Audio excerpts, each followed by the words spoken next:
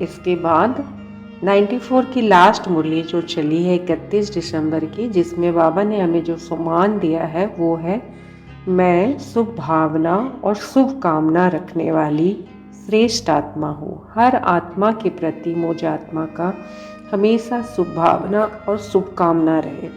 हम नव युग के अधिकारी आत्मा है। इस मुरली में बाबा ने जो साल भर का एक होमवर्क दिया है वो है, कभी भी किसी की कमजोरी व कमी को नहीं देखेंगे, नहीं सुनेंगे, नहीं बोलेंगे। और इस साल का जो होमवर्क है, शुभ भावना गुण स्वरूप बस, और बदल मत जाना, तुमने प्रतिज्ञा की है। बाबा ने हम बच्चों से कह रहे हैं कि मुझसे प्रतिज्ञा करके आप बच्चे बदल मत जाना। परिवर्तन किसी के प्रभाव में नहीं आते। परिवर्तक मतलब हम विश्व परिवर्तक आत्माएं हैं, तो हम किसी के प्रभाव में हमें नहीं आना है।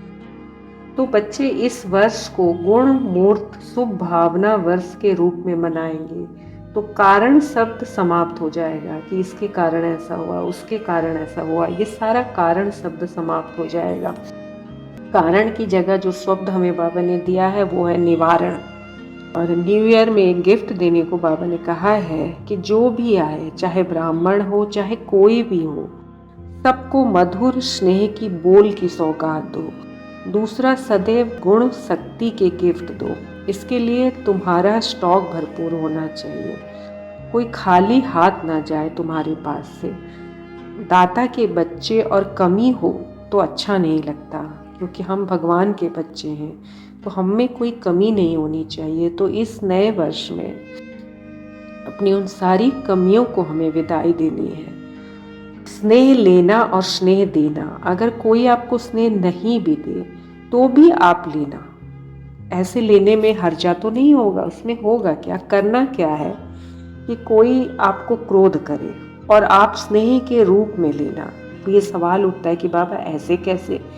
तो फिर बाबा ने कहा, फिर बाबा ने हमारी जिम्मेदारी याद दिलाई कि देखो बच्चे, तुम विश्व परिवर्तक हो।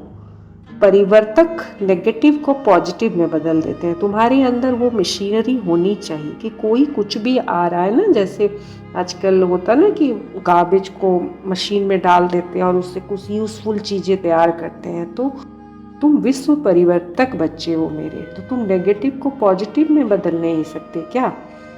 फिर जो सवाल बच्चे उठाते हैं, ये ऐसा करते हैं, ये नहीं दिया तो मैं क्या करूं। इस मुरली में एक बात पे बाबा ने बहुत ध्यान खिंचवाया है कि बाबा हमसे पूछते हैं कि मुझे बच्चों तुम्हारी एक बात पे बहुत हंसी आती है और मैं हंसता भी हूँ, क्या तुम्हें आती है अपने उस बात पे हंसी? वो बात क्या है? तो बाबा बोले कि एक तरफ कहते हो हम विश्व परिवर्तक, विश्व कल्याणकारी है, फिर अपने से और मुझ से मतलब बाबा से, ये मेरे से बदली नहीं होता, ये क्या करें कैसे करें पता नहीं, चाहते तो हैं नहीं करे फिर कर लेते हैं, मतलब जो चीज़ नहीं करना चाहते वो कर लेते हैं। तो बाबा बोले कि विश्व परिवर्तक ये बोले तो उसका टाइटल क्या होना चाहिए। तो अगर तुम परिवर्तक हो, मेरे बच्चे हो, तुम्हारा टाइटल मैंने विश्व कल्याणकारी विश्व परिवर्तक का है। और जब तुम ये नहीं कर पाते हो तो तुम्हारा टाइटल होता है कमजोर। तो तुम्हें कमजोर नहीं बनना है। अपनी प्राप्तियों को हमेशा बुद्धि में रखो, याद नहीं रहता तो लिस्ट बना लो, रोज एक नया टाइटल परिवर्तन करो। मतलब एक ही टाइटल रोज लेंगे तो बोर हो जाएंगे, कभी नूरे रत्न, कभी मैं मस्तक मणि, तो बहुत सारे टाइटल बाबा ने दिए हैं। जैसे एरोप्लेन में जब हम ट्रैवल करते हैं तो सीट बेल्ट बांधते हैं ना, तो ऐसे ही दृढ़ संकल्प की बेल्ट हमें बांधनी है। किसी भी ब्राह्मण को देखो तो फरिश्ता ही देखो। बाबा ने इस मुरली में ये एक पॉइंट बहुत ही इम्पोर्टेंट है, ये ऐसा ये वैसा। जब बात कर रहे हो सोचो कि दो फरिश्ते बात कर रहे हैं, काम कर रहे हो या उड़ रहे हो, जहाँ भी देखो फरिश्तों की दुनिया ही देखो और कुछ देखो ही नहीं। तुम्हारी ही दृष्टि वृत्ति, अपनी दृष्टि वृत्ति को परिवर्तन कर लो बच्चों, तो सृष्टि का परिवर्तन तो हो ही जाएगा।